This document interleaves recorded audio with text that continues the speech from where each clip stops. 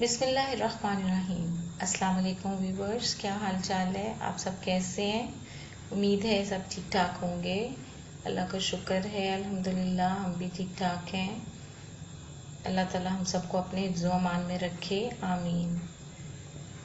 آج جو میری ویڈیو ہے وہ ایک تحریر کے بارے میں ہے جو میں نے پڑھی، مجھے بہت اچھی لگی، تو مجھے لگا کہ مجھے یہ آپ سب کے ساتھ بھی شیئر کرنی چاہیے۔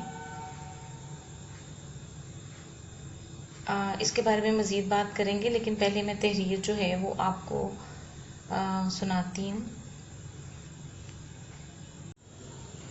تحریر کچھ یوں ہے کہ سیما جب کالج سے آئی تھی بہت چپ چاپ تھی۔ پہلے تو کسی نے توجہ نہ دی، مگر جب شام کی چائے پر بھی اپنی عادت کے برخلاف خاموش رہی تو امی سے رہا نہ گیا اور پوچھ ہی لیا، جس پر وہ روحانسی ہو کر بولی، جسے دیکھو میرا مذاق ہی اڑاتا رہتا ہے، اب میں کیا کروں اگر میرا قد چھوٹا ہے؟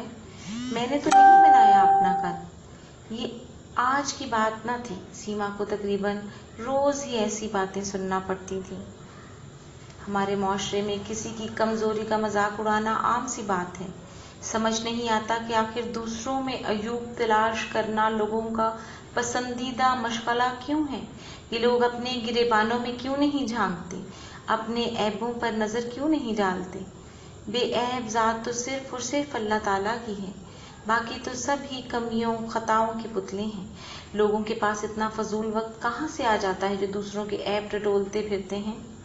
دوسروں پر ہنسنا، ان کا مذاق اڑانا، ان کی دل آزاری کرنا اپنا فرض سمجھا جاتا ہے۔ یہ بھی سب سمجھ سے بالاتر ہے کہ لوگوں کی توجہ کا مرکز ہمیشہ دوسروں کی ذات ہی کیوں رہتی ہے۔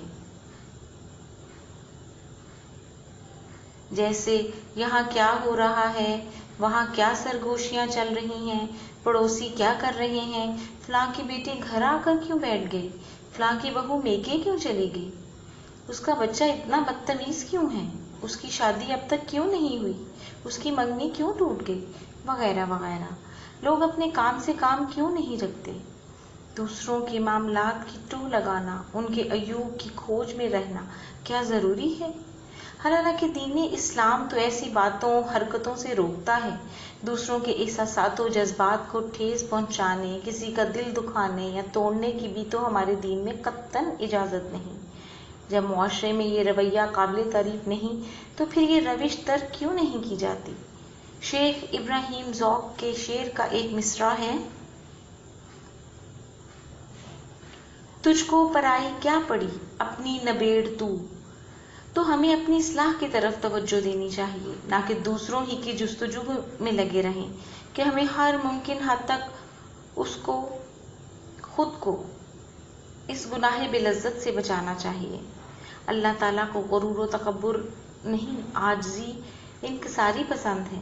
عیب جوئی کا اتنا ہی شوق ہے تو خود اپنے عیب تلاش کر کے ان کی اصلاح پر مغز ماری کریں، جبکہ دوسروں کی صرف خوبیوں پر نظر رکھیں، سیرتوں کو پرکھیں، کسی کی جسمانی کمی بیشی کو لے کر اسے طنز کا نشانہ بنائیں، نہ کسی کی معذوری کا مذاق اڑائیں۔ اس رب سے ڈریں جس نے انہیں اس حالت میں پیدا کیا، وگرنہ یہ معاملہ خود آپ کے ساتھ یا آپ کے کسی اپنے کے ساتھ بھی ہو سکتا ہے۔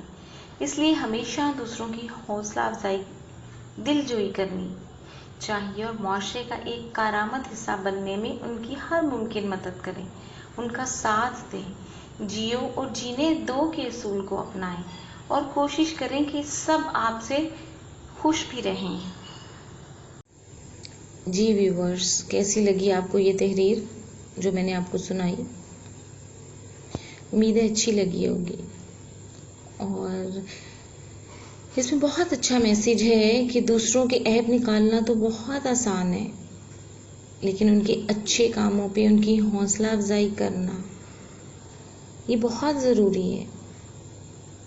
آپ کو پتہ ہے اسلام تو اتنا اچھا مذہب ہے کہ کسی کی طرف ایک بار مسکرا کے دیکھ لینا بھی جو ہے اسے بھی صدقے کا درجہ دیا گیا ہے۔ لہٰذا ہمیں چاہیے کہ زیادہ سے زیادہ جو ہے وہ دوسروں کی حوصلہ افزائی کرنے کی کوشش کریں۔ اللہ تعالیٰ آپ کو، مجھے، ہم سب کو یہ اچھی باتیں جو ہیں وہ ان پہ عمل کرنے کی توفیق دے، اور ہم بھی معاشرے کا ایک کارآمد حصہ جو ہے وہ بن سکیں، تاکہ ہمارا ملک جو ہے وہ پاکستان دن دگنی رات چوگنی جو ہے وہ ترقی کرے۔ آمین۔ مجھے آپ اپنا فیڈ بیک ضرور دیجیے گا کہ آپ کو یہ کیسی لگی، اور میرے چینل کو لائک بھی کریں، شیئر بھی کریں، اور سبسکرائب بھی ضرور کریں۔ میں آپ کے فیڈ بیک کا انتظار کروں گی۔ آپ کا، میرا، ہم سب کا اللہ جو ہے وہ حامی و ناصر ہو۔ دعاؤں میں یاد رکھیے گا۔ Take care. اللہ حافظ۔